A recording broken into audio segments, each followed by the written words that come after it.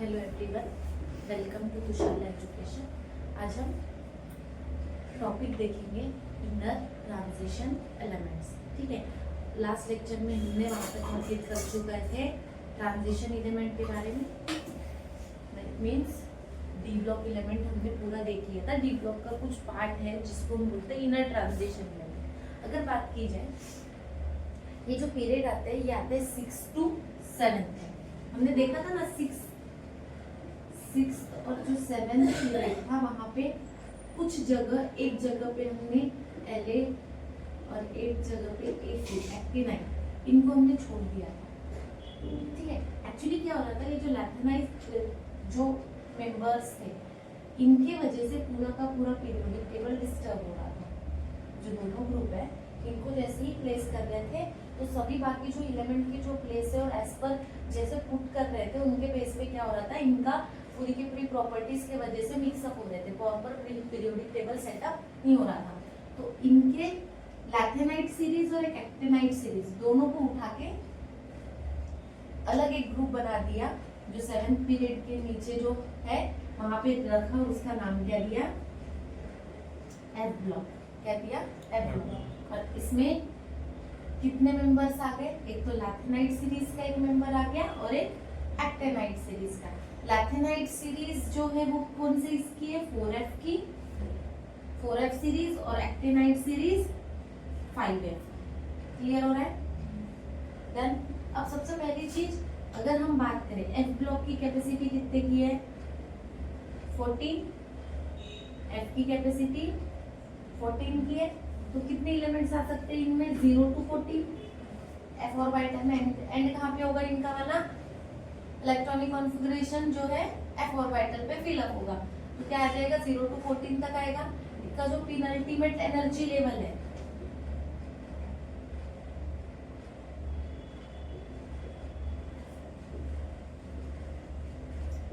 उसमें इलेक्ट्रॉन कितने आते हैं, 0 to 1। और आउटर मोस्ट जो ऑर्बिट है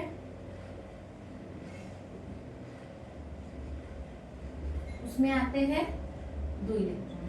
क्लियर हो रहा है? एंडिंग में कितना आएगा, 0 to 14 और पेनल्टीमेट एनर्जी लेवल पे 0 to 1 और आउटर मोस्ट ऑर्बिट पे 2 इलेक्ट्रॉन। अब सुनो, इनको इनर ट्रांजिशन एलिमेंट क्यों बोला जाता है? देखो, ये एस ब्लॉक, ये डी ब्लॉक, ये पी ब्लॉक। ठीक है, अगर हम बात करें ये जो डी ब्लॉक से इनको निकाला गया है, डी ब्लॉक की सीरीज है, इनकी जो प्रॉपर्टी है सेम किसके जैसी होती है, डी ब्लॉक के जैसी होती है। जैसे डी ब्लॉक एलिमेंट्स की जैसी प्रॉपर्टीज है, मोस्टली एफ ब्लॉक एलिमेंट की भी प्रॉपर्टी कैसी है, उसी की है, उसी के वही से एलिमेंट्स लिए गए हैं, इसलिए इनको क्या बोला जाता है, ऑलरेडी डी ब्लॉक को हम क्या बोलते हैं, ट्रांजिशन एलिमेंट, इसलिए इनको क्या बोला जाता है, इनर ट्रांजिशन एलिमेंट। क्लियर है क्या? पक्का? अगर हम बात करें एनर्जीज के आउटर मोस्ट इलेक्ट्रॉनिक कॉन्फ़िगरेशन की, तो क्या आ जाएगा, ND and N minus F। Outer most electronic configuration क्या आ जाएगा, ND and N minus 1 F। Clear है? देन है यहाँ तक पक्का। अब देखते हैं प्रॉपर्टीज के बारे में। अगर इनकी प्रॉपर्टीज आते तो सेम किसके जैसी प्रॉपर्टी है, सेम डी ब्लॉक जैसी। मोस्टली प्रॉपर्टीज इनकी एग्जिस्ट करेगी डी ब्लॉक जैसी। और अगर इनका जो सीरीज वगैरह जो लैथिनाइट सीरीज और एक्टिनाइट सीरीज, पहला इनका नाम भी क्यों दिया गया है, पहला मेंबर लैथिनम एक्टिनम, तो जिसके कारण इसको क्या बोला जाता है, लैथिनाइट सीरीज, और इसको एक्टिनाइट सीरीज। क्लियर है?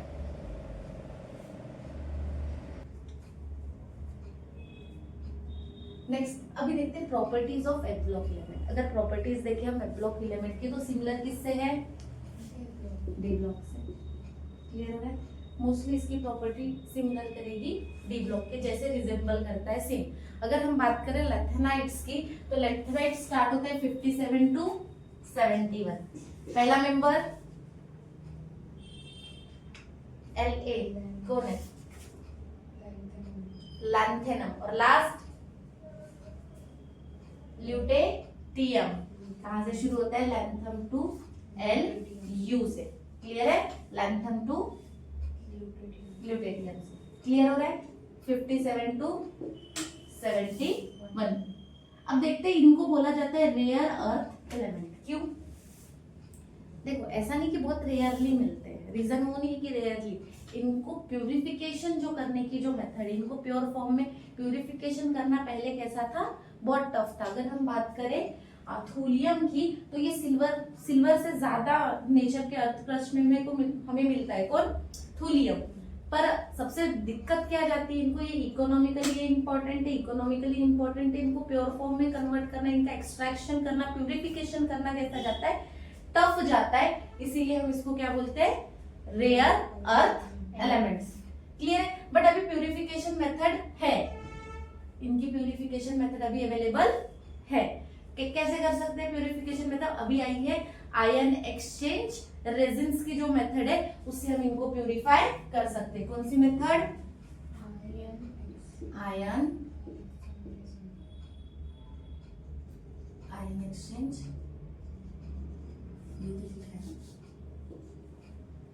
आयन एक्सचेंज रेजिन्स की जो मेथड है उससे हम अभी इसको प्यूरिफाई कर सकते हो, इसके इकोनॉमिकली पर्पस के लिए हम इसका यूज कर सकते हैं, क्लियर है। अगर हम बात करें डेंसिटी की, डेंसिटी कितनी? 7 ग्राम पर centimetre cube. Melting point approximately कितना होता है इनका? -1000 degree Celsius. Boiling point 3000 degree Celsius. Properties किसके जैसी होती है? सेम इसकी होती है एस ब्लॉक के जैसी। कैसी? कुछ एलिमेंट है इनकी प्रॉपर्टी कैसी होती है एस ब्लॉक। कौन कौन से एस ब्लॉक? अल्कली और अल्कलाइन। नाम याद है क्या? Alkali metals and alkaline earth metal. First group को क्या बोलते हैं? अल्कली मेटल्स, और सेकेंड ग्रुप को अल्कलाइन अर्थ मेटल।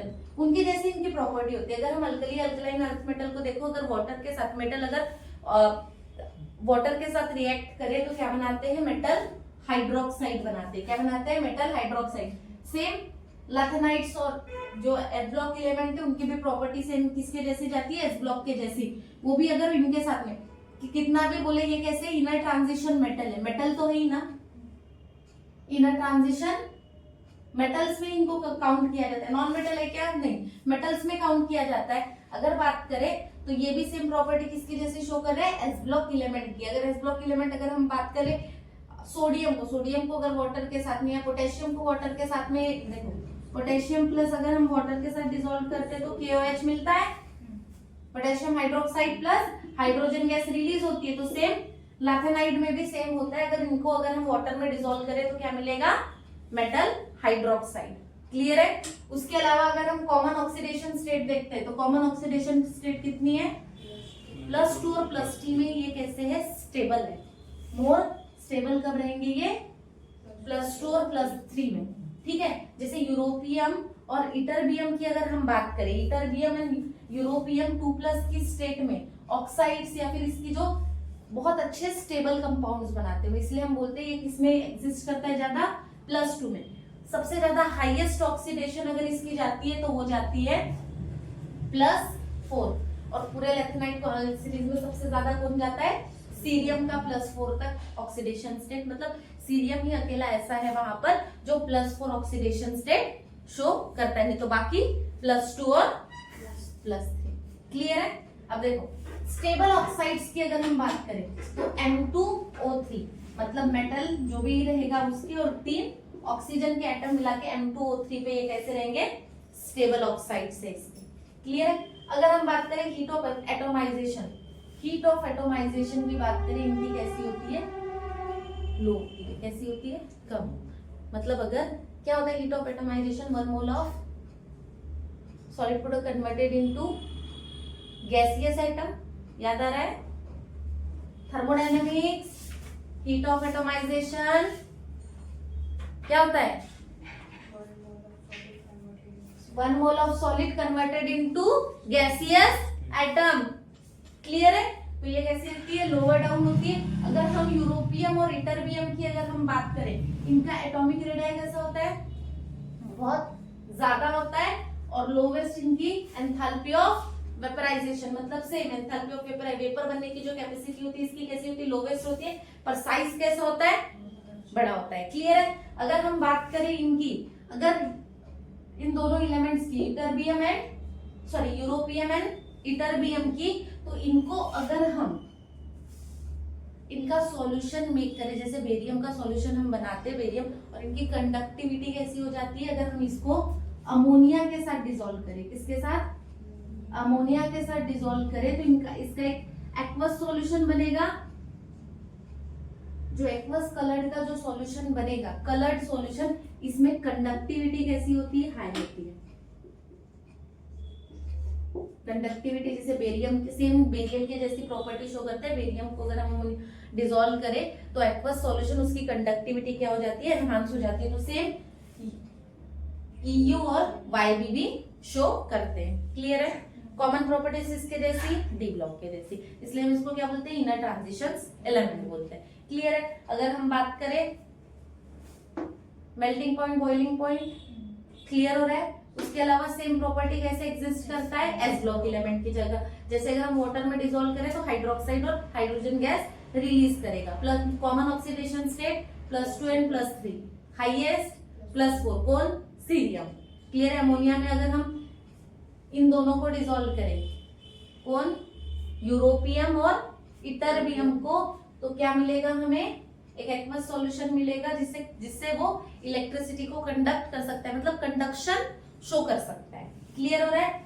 अगर हम बात करें इन दोनों की, मोस्टली अगर पूरे जो जितने भी लैथिनाइट, जितने भी ब्लॉक एलिमेंट है, इनका हीट ऑफ एटोमाइजेशन कैसा होता है, कम होता है। क्लियर है। डन।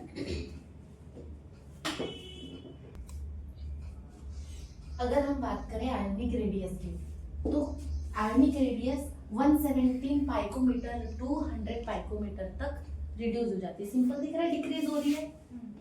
क्यों, देखो जो 5s जो इलेक्ट्रॉन्स है, 5f सीरीज में जो इलेक्ट्रॉन है वो शील्ड नहीं होते, किसमें, 5s एंड 5d में जो है वो शील्डिंग शो नहीं करते, जिसके वजह से न्यूक्लियर चार्ज तो बढ़ रहा है। क्या हो रहा है, न्यूक्लियर तो चार्ज तो बढ़ रहा है, इलेक्ट्रॉन बढ़े तो न्यूक्लियर चार्ज बढ़ रहा है, मतलब एटॉमिक साइज बढ़ रहा है, तो ऑब्वियसली न्यूक्लियर चार्ज बढ़ रहा है। तो न्यूक्लियर चार्ज बढ़ रहा है, तो इसकी वजह से क्या हो रहा है, आयोनिक रेडियाई कैसी हो रही है, डिक्रीज हो रही है। हमें तो बताइए ना, न्यूक्लियर चार्ज बढ़ेगा तो अपनी तरफ पुलिंग करता है करके इलेक्ट्रॉन को, हमने लास्ट स्टेज में भी देखा है ना, पुल करता है, जिसके वजह से क्या होता है, आयोनिक रेडियाई कम होगा। क्लियर हो रहा है। क्यों, क्योंकि 5f के जो इलेक्ट्रॉन है शील्डिंग नहीं कर पाते 5s एंड 5d में। क्लियर है, शील्ड नहीं करते ही नहीं है, जिसके कारण न्यूक्लियर चार्ज बढ़ रहा है और आयोनिक रेडियाई इसका कम हो रहा है, और इस तरीके से ये शो करेगा। इसकी वजह से अगर हम बात करें इसका जो नंबर ऑफ ऑक्सीडेशन है, नंबर ऑफ ऑक्सीडेशन नंबर, ठीक है, ऑक्सीडेशन नंबर की बात करें, ऑक्सीडेशन स्टेट की बात नहीं कर रहे। ऑक्सीडेशन नंबर मतलब number of ligand attached to the metal, जितने मेटल से नंबर ऑफ लिगैंड अटैच रहेंगे उसको हम ऑक्सीडेशन नंबर बोलते हैं। तो लिगैंड की जो कैपेसिटी है, मतलब ऑक्सीडेशन नंबर कितना जा सकता है, मोस्ट कॉमन 6 अप टू 9 10। अगर मोस्टली अगर हम बात करें तो कितना बना सकता है, 6 तो मोस्ट कॉमन है, उसके अलावा अप टू 12 तक भी जा सकता है। देखो ये दिया है, हाइड्रेटेड लैथेनाइट Na-H2O9 है, कितना ऑक्सीडेशन नंबर 9, और हमें पता है H2 न्यूट्रल लिगैंड है, H2 ऑलरेडी न्यूट्रल लिगैंड है, तो क्या हो जाएगा +3 चार्ज, मतलब यहाँ पे कौन सी ऑक्सीडेशन स्टेट में है, +3 के साथ में। क्लियर है। तो ऐसे ही कंपाउंड शो कर सकता है ड्यू टू आयोनिक रेडियस के कारण में। ठीक है, उसकी आयोनिक रेडियस कैसी है, छोटी है, और वो आधे से ज्यादा नंबर ऑफ ऑक्सीडेशन शो करता है। क्लियर। यहाँ पे देखो, ये हाइड्रोक्साइड भी बहुत अच्छे बनाता है। इसका जनरल हाइड्रोक्साइड का फॉर्मूला क्या है, LaOH3। क्या है, LaOH3। क्लियर हो रहा है। मतलब जितने भी लैथेनाइट दिए रहेंगे, ये La4 जो भी लैथेनाइट के जितने भी मेंबर्स रहेंगे वो, और OH3+, मतलब मोस्टली ये लोग 3+ में क्या बनाएंगे, अपना हाइड्रोक्साइड बनाएंगे। यहाँ पे इसका 3+ कॉन्ट्रैक्शन होगा ना, सीधी सी बात है, OH नेगेटिव है, तो यहाँ पे तो ये 3+ में है ना, तो ऑक्सीडेशन नंबर 3+ में कहाँ से La टू ल्यूटेरियम तक, लैंथेनम टू ल्यूटेरियम तक अगर हम बात करें तो +3 में आयोनिक साइज क्या होगा, डिक्रीज होते जाएगा, हमें तो पता ही है ना सीधा, ये देखो आयोनिक साइज रिड्यूस्ड हो रहा है, आयोनिक साइज डिक्रीज हो रहा है, तो सीधी सी बात है, ये भी याद रखना, इसकी जो बेसिसिटी है वो भी क्या होगी, डिक्रीज होगी। पापा OH है, हाइड्रोक्साइड है, बेसिक कंपाउंड है, क्लियर है। तो अगर हम La टू Lu तक जाए तो सीधी सी बात है, ये जो La वाला कंपाउंड है स्ट्रॉन्ग बेस रहेगा, और ये जो रहेगा वो कैसा रहेगा, वीक बेस है। तो हम सीधा बोल सकते हैं, अगर हम Lu3+2 सॉरी La3+2 Lu3+ तक जा रहे हैं तो बेसिसिटी क्या हो रही है, डिक्रीज हो रही है, क्लियर है। तो मतलब सबसे अच्छा बेस कौन रहेगा, लैंथम वाला, और ल्यूटेरियम का जो बेस रहेगा LuOH3, ये कैसा रहेगा, वीक बेस रहेगा। क्लियर हो रहा है क्या, डन। इसकी वजह से आयोनिक साइज इधर रिड्यूस्ड हो रहा है, तो उनकी बेसिसिटी भी कैसे होती जाएगी, कम। तो सबसे अच्छी चीज क्या बोलेंगे इसको हम, +3 ऑक्सीडेशन स्टेट में ये बहुत अच्छे कंपाउंड शो करता है, इसलिए हमने बोला था +2 and +3 is the common oxidation state of F block member, और सबसे ज्यादा सीरियम देता था कितने तक, +4 तक। तो मोस्टली कंपाउंड कौन से ऑक्सीडेशन स्टेट पे एग्जिस्ट कर रहे हैं, +3 पे मोस्टली, ठीक है। अगर हम बात करें इसके अदर देन कंपाउंड्स की, ये तो हमने देख लिया उसका हाइड्रोक्साइड, इसके अलावा ये हलाइड के साथ भी अच्छा रिएक्ट करता है, नाइट्राइड के साथ में भी और कार्बाइड के साथ में भी। अगर ये हलाइड के साथ एग्जिस्ट करेगा तो जनरल फॉर्मूला क्या है इसका, LnX3, X मतलब कोई भी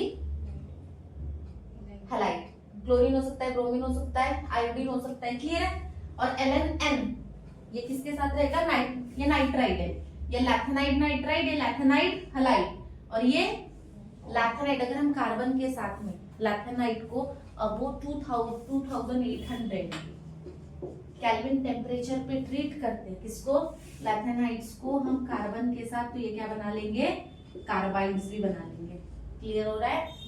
तो ये हलाइड्स भी बनाते हैं, देखो क्या क्या बनाते हैं, हाइड्रोक्साइड बहुत अच्छे बेसिक नेचर है, ठीक है, मतलब बेस कंपाउंड के लिए हाइड्रोक्साइड भी बनाते हैं, हलाइड भी बनाते हैं, नाइट्राइड्स भी बनाते हैं, और कार्बाइड भी बनाते हैं। सेम अगर हम डी ब्लॉक के जैसी अगर प्रॉपर्टी बोल रहे हैं, तो स्पेक्ट्रम था, कलर्ड शो करते थे, हमने जितना भी देखा डी ट्रांजिशन के कारण में क्या शो करते थे, कलर्ड कंपाउंड शो करते थे। बट वहां पे कैसा था, हम लिगैंड ऐड करते थे तो लिगैंड की वजह से कलर चेंज हो जाता था, याद आ रहा है, किया था ना। जैसे ही हमने जो डी ब्लॉक एलिमेंट्स थे उनमें अगर लिगैंड को चेंज कर दे तो उसके कारण कंपाउंड का जो कलर चेंज हो जाता था। अगर आउटर मोस्ट ऑर्बिट में अनपेयर्ड इलेक्ट्रॉन है तो कलर करता था, अगर पेयर्ड इलेक्ट्रॉन है तो कलरलेस हो जाता था, ये बात तो पता है ना। तो पर इनमें अगर हम बात करें तो इनमें कोई ऐसी चीज नहीं है। अगर ये जो लैथेनाइड है +3 पे बहुत अच्छे कलर्ड कंपाउंड शो करते हैं, कहां से, मोस्टली जो पाए जाने वाले जो कलर्ड कंपाउंड है पिंक, ग्रीन एंड येलो, इसमें लिगैंड ऐड करेंगे तो ये अपना कलर पे कोई इफेक्ट, इनके लाइट स्पेक्ट्रम पे कोई भी इफेक्ट नहीं होगा, क्लियर है। ये इनकी पूरी जनरल प्रॉपर्टीज है। आयनिक रेडिया कैसी होती है, डिक्रीज होते जाती है, कहां से 117 to 100 पाइकोमीटर तक, ये याद रहेगा। उसके अलावा hydroxide, nitride, halide and carbide भी बनाते हैं, कलर्ड कंपाउंड शो करते हैं। मोस्टली जो कलर्ड कंपाउंड है +3 ऑक्सीडेशन स्टेट के साथ में pink, green and yellow show करते हैं। उसके अलावा स्ट्रॉन्ग बेस होते हैं, बेसिसिटी रिड्यूस्ड होती है La3+2 Lu3+, क्लियर है, इसमें कोई डाउट है, पक्का। उसके अलावा इनको और क्या बोला जाता है, rare earth elements. Rare earth elements क्यों, क्योंकि इनका एक्सट्रैक्शन, प्यूरिफिकेशन सिंपल नहीं है अभी, बट बहुत सी मेथड्स आ गई है, क्लियर है। उसके अलावा सेम प्रॉपर्टी डी ब्लॉक के जैसी शो करते हैं। Common oxidation state +2 and +3, mostly जाता है +4 तक सीरियम का, क्लियर है। और लोवेस्ट क्या रहती है, एंथैल्पी ऑफ एटमाइजेशन कैसी होती है इसकी, कम होती है। क्लियर है, डन, हाँ पक्का, हाँ। ठीक है। नेक्स्ट आते हैं प्रॉपर्टीज ऑफ लैथेनाइट्स। लैथेनाइट्स कैसे होते हैं, सॉफ्ट होते हैं, सिल्वरी कलर के होते हैं। मेन कैसे, सॉफ्ट और सिल्वर कलर के। अगर हम बात करें इनको, अगर हम एयर में अगर एक्सपोज करें, ज्यादा अगर एक्सपोजर अगर इनका एयर में है तो इनका कलर और ब्राइटनेस क्या हो जाता है, कम हो जाता है। क्लियर है। डेंसिटी हमने अभी देखा था 7 ग्राम पर सेंटीमीटर। कॉमन गुड कंडक्टर भी देखा है, good conductor of heat and electricity होते हैं। उसके अलावा अगर हम बात करें प्रोमेथियम को छोड़ के बाकी सब नॉन रेडियो एक्टिव है। प्रोमेथियम इज ओनली, यहाँ पे क्या है, रेडियो एक्टिव, और बाकी सभी नॉन रेडियो एक्टिव। क्लियर है। रेडियो एक्टिव सब्सटेंस पता है ना, जो लाइट इमिट करते हैं, ठीक है, रेडिएशन से इमिट करते हैं, ठीक है। इनका एटॉमिक और आयनिक रेडिया डिक्रीज होता है, हमने पहले ही देखा था। स्प्लिट नहीं कर पाता, स्प्लिट नहीं करता है 5s and 5d में, तो जिसके कारण क्या होता है, न्यूक्लियर चार्ज बढ़ रहा है और आयनिक रेडिया क्या हो जाती है, कम हो जाती है। इनकी अगर हम बात करें लैटिनम टू ल्यूटेटियम तक अगर हम बात करें तो क्या होती है, एटॉमिक एंड आयनिक रेडिया क्या होती है, कम हो जाती है। इसलिए हम इनको क्या बोला जाता है, इसी सीरीज में क्या, देखो साइज कम हो रहा है तो कॉन्ट्रैक्ट हो रहा है, तो इसलिए इसको क्या बोला जाता है, लैथेनाइट कॉन्ट्रैक्शन। क्लियर है। मोस्टली लैथेनाइट एंड एक्टिनाइट बहुत कॉन्ट्रैक्शन शो करते हैं। इनका अगर हम लेफ्ट टू अगर राइट जाते हैं इनके इसमें अगर, तो मोस्टली क्या होगा, इनका एटॉमिक और आयनिक रेडिया का होगा रिड्यूस होगा। क्लियर है। अगर हम कॉमन ऑक्सीडेशन नंबर की बात करते हैं, 6 मोस्टली कॉमन था, उसके अलावा ये 8, 9, 10, 12 भी अप टू 12 तक शो कर सकते हैं। मोस्टली हाइड्रेटेड रहते हैं, हमने देखा था वाटर के साथ में बहुत अच्छी बाइंडिंग शो करते हैं, वाटर के साथ में इनकी बाइंडिंग बहुत अच्छी होती है, और मोस्टली एक्वस कंपाउंड्स इनके शो मतलब देखने को मिलते हैं, क्योंकि बेसिसिटी है। हमने बोला था बहुत अच्छे बेसिक इन नेचर होते हैं। वाटर के साथ अगर ये डिसॉल्व होते हैं तो हमें हाइड्रोक्साइड देते हैं, हाइड्रोक्साइड देते मतलब बेसिक इन नेचर, तो वाटर के साथ भी इनकी बाइंडिंग अच्छी होती है। क्लियर है। उसके अलावा अगर हम बात करें गैडोलिनियम की, देखो ये जितने भी मेटल्स है ना लैथेनाइट्स में, लैथेनाइट सीरीज जो है इसके सभी मेटल पैरामैग्नेटिक है। मोस्टली मेटल्स के इनके पैरामैग्नेटिज्म शो करते हैं, मतलब पैरामैग्नेटिज्म मतलब मैग्नेटिक एक्टिविटी इनकी बहुत अच्छी है। क्लियर है। पर अगर हम बात करें गैडोलिनियम की, तो ये 16 डिग्री से बिलो के टेम्परेचर में फेरोमैग्नेटिक प्रॉपर्टी शो करता है। इसके अलावा बाकी जितने भी इसके एलिमेंट्स हैं, अदर देन जितने भी जो हायर एलिमेंट्स है इसके लैथेनाइट सीरीज के, सब फेरोमैग्नेटिज्म शो करते हैं पर लोअर टेम्परेचर्स में। क्या बोलोगे आप, ये लोअर टेम्परेचर पे फेरोमैग्नेटिज्म शो करते हैं। क्या शो करते हैं, फेरोमैग्नेटिज्म, पर कौन से, जिसके जो हायर एलिमेंट्स है वो, लाइक थोलियम वगैरह जो है ना सब, ठीक है। ये तो क्या बात याद रखोगे, लैथेनाइट सीरीज पूरी की पूरी कैसी है, पैरामैग्नेटिक। क्लियर है। अगर अब मैं बात करूं मैग्नेटिक और ऑप्टिकल एक्टिविटी एनवायरनमेंट पे डिपेंड नहीं होती, कि कभी कभी कोई ऐसा होता है ना कि एनवायरनमेंट के साथ में चेंज हो जाते हैं, ऐसा नहीं। इनके एनवायरनमेंट से इंडिपेंडेंट है, मैग्नेटिक भी और ऑप्टिकल एक्टिविटी भी। एयर रेस के प्रेजेंट पे या लाइट के प्रेजेंस में ये अपनी प्रॉपर्टी को, मैग्नेटिक प्रॉपर्टीज को और ऑप्टिकल प्रॉपर्टीज को चेंज नहीं करता है। ये पूरी की पूरी जनरल प्रॉपर्टी किसकी थी, लैथेनाइट्स। कैसे, सॉफ्ट है, सिल्वरी है, एयर के एक्सपोजर में ब्राइटनेस और कलर क्या हो जाता है, रिड्यूस हो जाता है। कॉमन डेंसिटी 7 ग्राम पर सेंटीमीटर क्यूब। क्लियर हो रहा है। कंडक्टर होते हैं, गुड कंडक्टर, पैरामैग्नेटिज्म बहुत अच्छा शो करते हैं, लैथेनाइट का कॉन्ट्रैक्शन शो करते हैं, और common oxidation number, sorry common coordination number 6।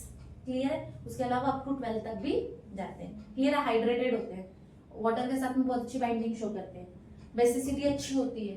Clear है, डन।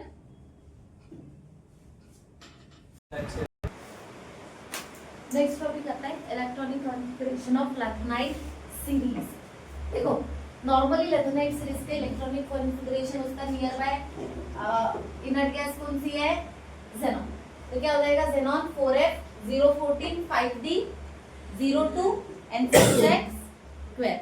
ये common oxidation, sorry common electronic configuration रहेगा। जैसे कि अगर हम लैंथनम की बात करते हैं, इसकी लैंथनम पहला मेंबर है लैथेनाइट सीरीज का। इसका अगर देखो अगर हम बात करें 5 डी और 5 किसकी 5D एंड 4F सीरीज है 5D and 4F series 4F अगर ऑर्बिट की बात करें दोनों कैसे नियर बाय लाई करते हैं तो इनकी एनर्जी में भी बहुत ज्यादा चेंजेस नहीं है। ये लोअर एनर्जी का ये थोड़ा हायर एनर्जी का है। तो अगर हम लैंथेनम की बात करें अगर हम नॉर्मली अगर उसका इलेक्ट्रॉनिक कॉन्फ़िगरेशन देखें तो क्या होना चाहिए 6x² 5D 1 दिख रहा है हमें पर होना कैसे चाहिए था f ऑर्बिटल का है ना तो होना कैसे चाहिए था 6x²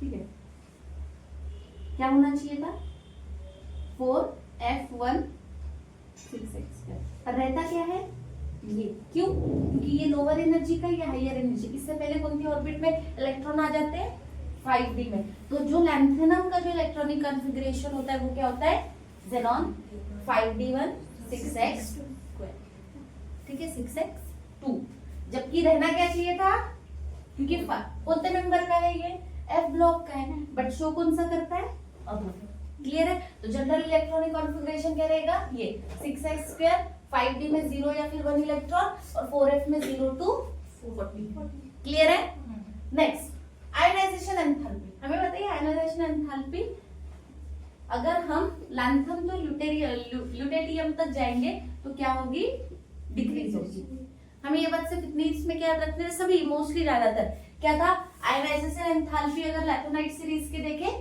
तो लैंथेनम टू ल्यूटेरियम तक क्या हो जाएगी डिक्रीज होगी क्लियर है next oxidation state common oxidation state +3 क्या है पर हमने कुछ केसेस लास्ट टाइम देखे कुछ लोग +2 और +4 में भी शो करते हैं और +2 और +4 में भी स्टेबल कंपाउंड्स बनाते हैं और कलर्ड कंपाउंड भी बनाते हैं क्लियर है तो इसके लिए एग्जांपल कब कौन सी केस में होगा दो तीन ही केस में होगा जब इनकी ऑर्बिटल या तो F0 हो मतलब एम्प्टी हो या हाफ फील्ड हो या कंप्लीटली फील्ड हो और हमें ये बात पता है जब भी कोई भी ऑर्बिट एम्प्टी हाफ फील्ड और कंप्लीटली फील्ड होती है तब कंपाउंड हमेशा कैसा होता है स्टेबल होता है जैसे कि यहाँ पे ये देखो यहाँ पे F0 हो गया होगा ना तो इस स्टेट पे ये तो स्टेबल ही है क्लियर है चलो इसलिए उसने ये इसके यहाँ तो एनर्जी के डिफरेंस के कारण में डी ऑर्बिट पे आता है क्योंकि डी ऑर्बिट कैसी है lower energy slightly higher energy होती है एफ तो इलेक्ट्रॉन सबसे हमेशा क्या होता है lower energy to higher energy पे जाता है ना तो इलेक्ट्रॉन सबसे पहले कहाँ फील हुआ लोअर एनर्जी पे क्लियर है एग्जाम्पल कौन कौन से सीरियम 4+ पे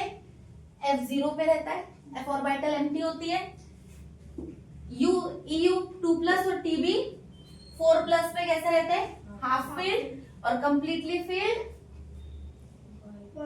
इटरबियम कंप्लीटली फील्ड 2+ पे क्लियर है तो कब ये शो करेंगे 2+ और 4+ जब ये या तो एम्प्टी हो हाफ फील्ड हो या फिर कंप्लीटली फील्ड हो उनकी F ऑर्बिट क्लियर है डन नहीं तो common oxidation +3 next colour spectra colour showing हमने बोला था इसमें सॉल्यूशन है लिगैंड के ऊपर में इसका कभी भी कलर डिपेंड नहीं करेगा कॉमन कलर क्या बोला था हमने पिंक ग्रीन एंड येलो यही कॉमन कलर बोला था तो क्या याद रखोगे ये अगर 3+ ये जो लैथेनॉइड से अगर 3+ पे है अगर सॉलिड या फिर सॉल्यूशन स्टेट पे तो ज्यादातर ये कैसे शो कलर करेंगे ग्रीन या फिर पिंक क्लियर हो रहा है या तो फिर येलो मोस्टली इसी स्पेक्ट्रम के वेवलेंथ को क्या करेंगे वो एब्जॉर्ब करेंगे और कलर इमिट करेंगे कौन कौन सा पिंक या फिर ग्रीन या फिर येलो तो यहाँ पे देखो PR3+ ग्रीन कलर शो कर रहा है ND3+ पिंक कलर शो कर रहा है क्लियर है क्या पक्का नेक्स्ट आता है atomic radii and ionic radii पे इसके पहले भी हमने देखा हुआ है लैथेनाइट कॉन्ट्रैक्शन के बारे में हमने क्या बोला था अगर हम इस तरीके से अगर हम लैंथेनम टू ल्यूटेरियम तक अगर हम जाते हैं तो यहाँ पे क्या होता है, एटॉमिक रेडियन और आयोनिक जो रेडियन है वो क्या होती है, डिक्रीज होती है कंटिन्यूअसली। और इसी को हम क्या बोलते हैं, लैथिनाइट कॉन्ट्रैक्शन। एक बोला था लैथिनाइट कॉन्ट्रैक्शन क्यों होता है, जैसे जैसे हम लेफ्ट टू राइट जाते हैं, लेफ्ट टू राइट जैसे मूव करते हैं तो सीधी एक बात क्या होती है, सिंपल, न्यूक्लियर चार्ज इंक्रीज होता है। न्यूक्लियर चार्ज इंक्रीज होगा तो आउटर मोस्ट शेल अपने तरफ में इलेक्ट्रॉन को पुल करेगी, तो ऑर्बिट अपने तरफ खींचेगी, तो क्या हो जाएगा, एटॉमिक और आयोनिक रेडियन क्या होगा, डिक्रीज होगा। तो इसीलिए लैथिनम टू ड्यूटेरियम जाते हैं due to the increase of nuclear charge. इसके कारण क्या होता है, पुलिंग बढ़ता है और आयोनिक और एटॉमिक रेडियन क्या हो जाती है, रिड्यूस हो जाती है, कम हो जाती है। इसीलिए लैथिनम टू ड्यूटेरियम तक क्या होता है, हमेशा ग्रेजुअल देखोगे, कंटिन्यूअस में कॉन्ट्रैक्शन आपको दिखेगा, और इसी को हम क्या बोलते हैं, लैथिनाइट कॉन्ट्रैक्शन। क्लियर है। नेक्स्ट आ जाते हैं लास्ट एप्लीकेशंस पे। टीवी है क्या घर पे, कंप्यूटर वगैरह का जो स्क्रीन मॉनिटर, कलर दिखता है उसमें अलग अलग, वो किसकी वजह से, एप्लीकेशन।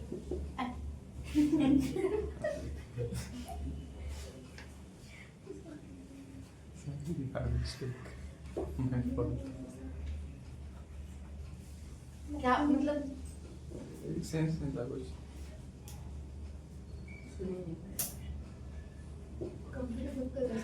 देखो एप्लीकेशन के कारण नहीं होता है, उसमें होते हैं लैथिनॉइड्स के, लैथिनॉइड्स जो होते हैं वो, लाइक एग्जांपल अगर हम बात करें इट्रियम की और यूरोपियम की अगर हम बात करें, ये दो जो मेटल्स है ना, लैथिनॉइड्स यूज किए जाते हैं उसकी, उसमें क्या होता है, जो ट्यूब्स होते हैं इस तरीके से, जो क्या नाम इसका, टीवी वगैरह टेलीविजन के अंदर में जो मॉनिटर्स होते हैं उसके अंदर में जो ट्यूब्स लगे होते हैं, वहां पे क्या इलेक्ट्रॉन की बम्बार्डिंग होती है।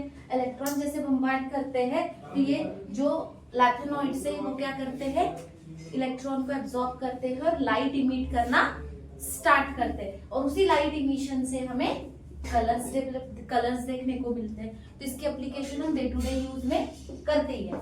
टीवी तो रोज ही देखते हो, सीधी सी बात है।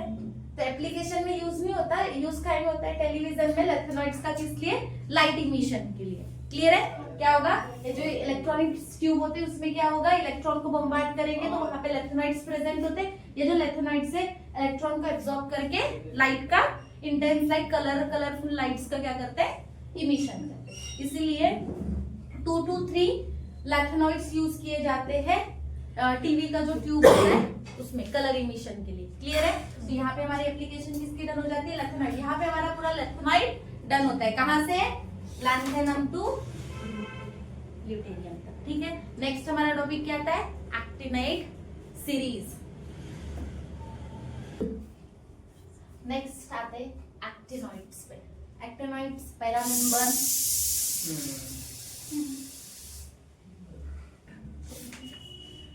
फर्स्ट मेंबर कौन सा, एक्टिनियम। एक्टिनियम, इसलिए इसको पहले उसमें लैंथेनम था इसलिए लैथिनॉइड सीरीज। इसमें पहला मेंबर एक्टिनियम, तो क्या नाम है, एक्टिनॉइड सीरीज। क्लियर है, एक्टिनियम है तो एक्टिनॉइड सीरीज। ठीक है। तो शुरू एक्टिनियम के बाद सेकंड मेंबर थोरियम।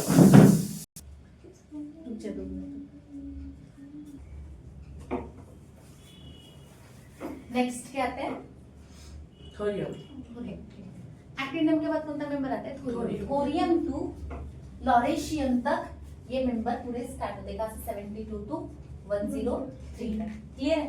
इनका देखो मोस्टली अगर हम ये जो एलिमेंट्स देखेंगे ये मैनमेड है, यहाँ पे कोई भी नेचर से मिलने वाले नहीं है। जितना भी एक्टिनॉइड सीरीज है मोस्टली कैसा है, मैनमेड। मैनमेड और साथ में रेडियो एक्टिव। कैसा है, पता है ना रेडियो एक्टिव क्या होता है, हाँ तो बोल दी, क्या होता है, जो रेडिएशंस इमिट करता है। क्लियर है। जैसे कि अगर हम बात करें हाफ लाइफ, जो मोस्टली जो यूज किए जाते हैं वो बम या न्यूक्लियर एनर्जी बनाने के लिए, न्यूक्लियर बम वगैरह, कौन है, थोरियम और यूरेनियम। थोरियम 232 का जो हाफ लाइफ पीरियड है वो कितना है, 1.4 into 10 to the power 10 year. इतने साल तक वो रह सकता है, मतलब हाफ लाइफ उसकी इतनी है, हाफ लाइफ इतनी है तो फिर पूरा कंप्लीट डिके होने के लिए तो समय लगेगा। क्लियर है? Uranium 4.5 into 10 raised to the power minus 10 raised to the power 9 year का इसका हाफ लाइफ पीरियड है। क्लियर है? नेक्स्ट अगर हम बात करते हैं ज्यादातर जो एलिमेंट्स के बारे में जो डिटेल में स्टडी करते हैं जो यूजफुल है वो कौन कौन से? थोरियम, प्रोटैक्टिनम, यूरेनियम, नेप्टूनियम, प्लूटोनियम और एमेरिसियम। क्या है? एमेरिसियम। ये पूरे के पूरे एलिमेंट्स हैं जो मोस्टली हम ज्यादातर डिटेल स्टडी में करते हैं।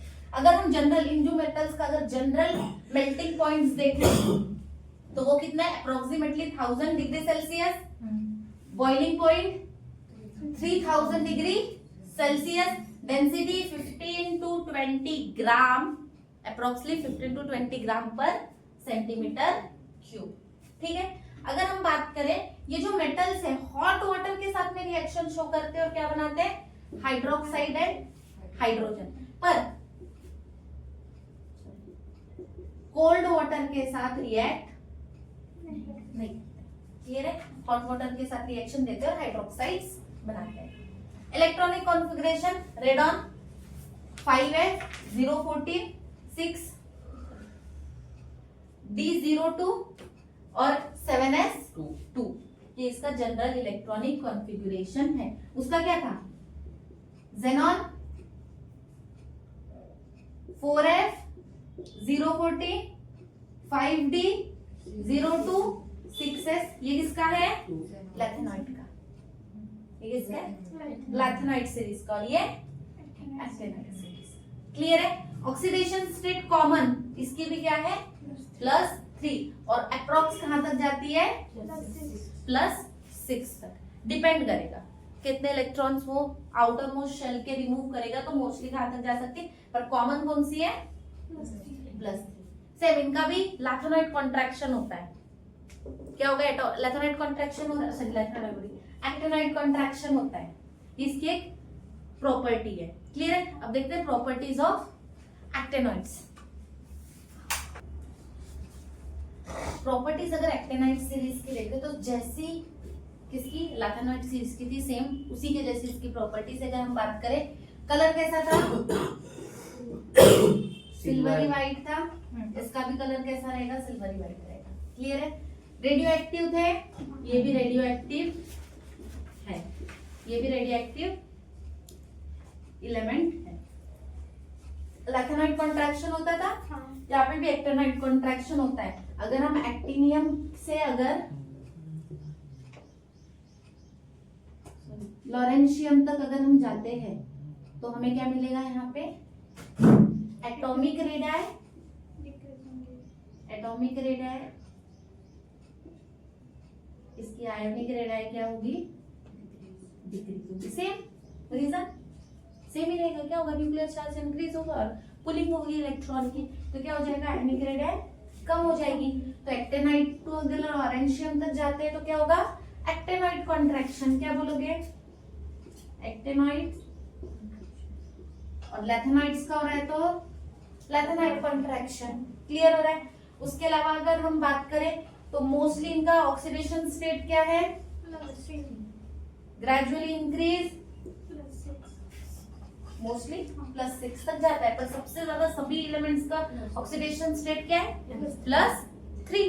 क्लियर है? एप्लीकेशन की अगर हम बात करें तो डे टू डे लाइफ में हम लाइट इमिटिंग सोर्स में यूज करते हैं। जैसे थोरियम ऑक्साइड का 1% सीरियम ऑक्साइड के साथ में अगर यूज करते हैं, जो लैंप होते हैं ना, फ्लोरेसेंस लैंप वगैरह, वहां पे यूज करते हैं, क्योंकि ये कैसे क्या करते हैं? लाइट एनर्जी को जो है हीट एनर्जी का कन्वर्जन करते हैं लाइट एनर्जी में। ऑक्साइड्स के फॉर्म में क्या करेंगे? जब इनको बर्न किया जाता है, जब ये बर्न होते हैं हीट के प्रेजेंस में, तो ये हीट एनर्जी इनकी क्या है? हीट जो कन्वर्ट क्या हो जाती है? लाइट एनर्जी में। और ये क्या करते हैं? इमिट करते हैं लाइट्स को। ठीक है? इमिशन करते हैं। तो इसका हम डे टू डे लाइफ में फ्लोरेसेंस लैंप वगैरह, इंडोसेंस लैंप वगैरह जो होते हैं ना, उसमें इसका यूज किया जाता है।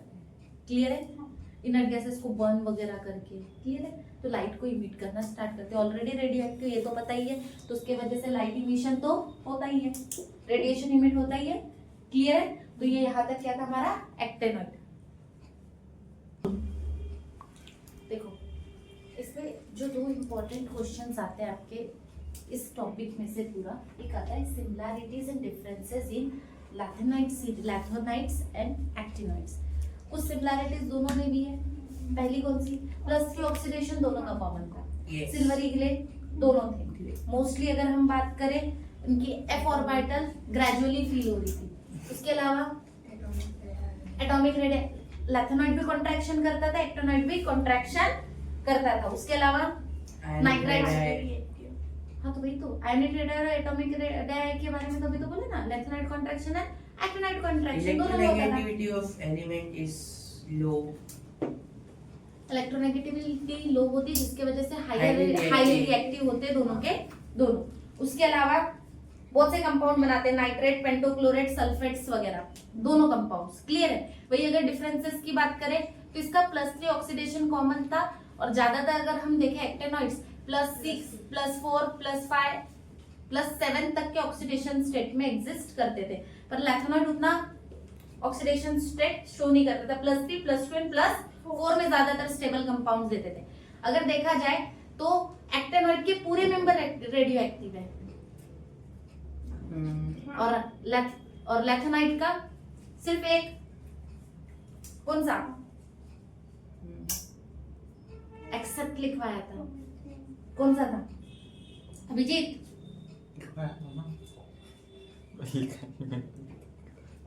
कौन सा था तो बता ना। Promethium. कौन सा था? प्रोमेथियम अकेला एक ऐसा मेंबर था जिसको छोड़ के बाकी सब उसके नॉन रेडियो एक्टिव थे, और बाकी सभी, और भाई एक्टिनाइड में पूरे के पूरे क्या, थोरियम, यूरेनियम, जितने भी हमने प्रोटोनियम वगैरह जो भी है वो सब कैसे रेडियो एक्टिव है। क्लियर है? उसके अलावा क्या था? लैथोनाइड ऑक्साइड्स नहीं बनाते, लैथोनाइड ऑक्सो एसिड्स नहीं बनाते, पर अगर हम बात करें एक्टिनाइड के, एक्टिनोइड्स बनाते हैं। क्लियर है? उसके अलावा Colorless. Lethanoids are lanthanoids colourless form में Actinides आयंस में शो colour- करते थे, पर एक्टिनाइड मोस्टली कलर्ड आयन है, ज्यादातर वो कलर इमिट ही करते हैं, रेडियो एक्टिव है, कलर इमिट करेंगे, रेडिएशन इमिट करेंगे। क्लियर है? तो ये सिमिलैरिटीज एंड डिफरेंसेस था। उसके अलावा एक और पॉइंट दिया हुआ है, कुछ कंपैरिजन दिया हुआ है एस ब्लॉक का, लैथोनाइड का और ट्रांजिशन मेटल्स का। किस किस का? एस ब्लॉक, लैथोनाइड्स एंड, ये आपको देखना है। क्लियर है? और लास्ट टॉपिक आता है आपका प्रोस्टैक्टियोनाइड्स। प्रोस्टैक्टियोनाइड्स, अभी प्रोस्टैक्टियोनाइड्स क्या होते हैं? देखो, अब वो एटॉमिक नंबर अगर 92 से ज्यादा है, कितना? 92 से ज्यादा, उसको हम क्या बोलते हैं? Transuranium. क्या बोलेंगे? Transuranium. ठीक है?